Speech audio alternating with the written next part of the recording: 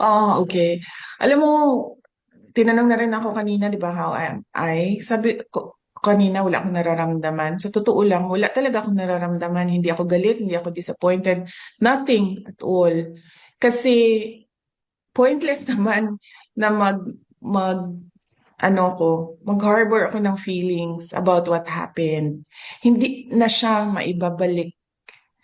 Hindi na mababalik si Pangulong Duterte sa Pilipinas. So what we should do as a country is move on from what happened. No? What will we do as our ways forward as a country and as a people from what happened? Magalit man tayo, walang papupuntahan yung galit natin. Dahil hindi naman yan sila papanagutin ng pamahalaan ni. Nakikita niyo yung mga sagot nila, wala na sa ayos, wala na sa rason, wala na sa common sense, wala na sa batas. Pero walang magagawa laban sa kanila. So we should move forward from what happened, and the country should decide, the people should decide saan ba tayo papunta base sa nangyari.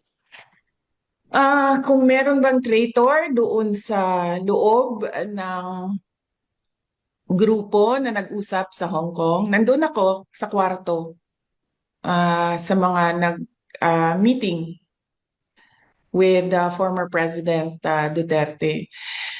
Hindi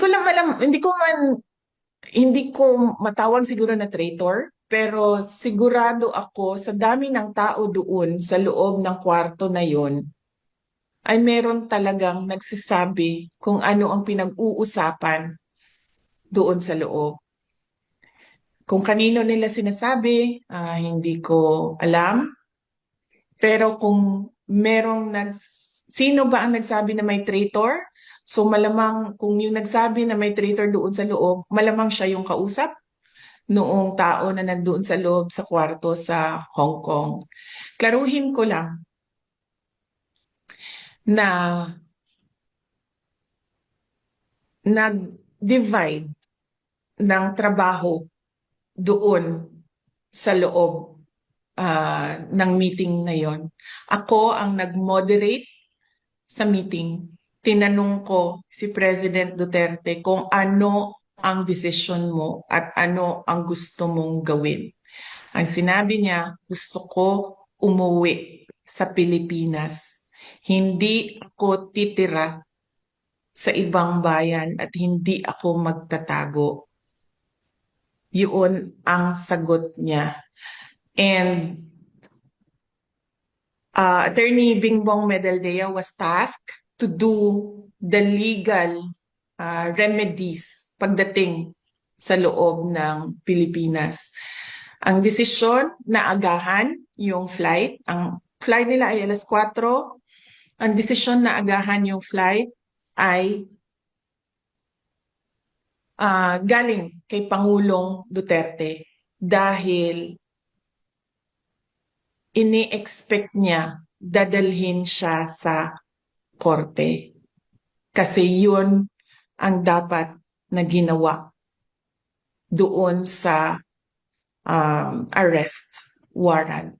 Kung may traitor man, malamang dahil merong nagsabi merong traitor, traitor siya siguro sa information at binigay niya doon sa kabila. But I don't think meron siyang binigay na information na valuable din sa Philippine National Police dahil alam naman ng lahat at hindi tinago na uuwi si Pangulong Duterte at kung anong oras siya uuwi sa Pilipinas. At ang desisyon na umuwi ay sa kanya. Sabi niya,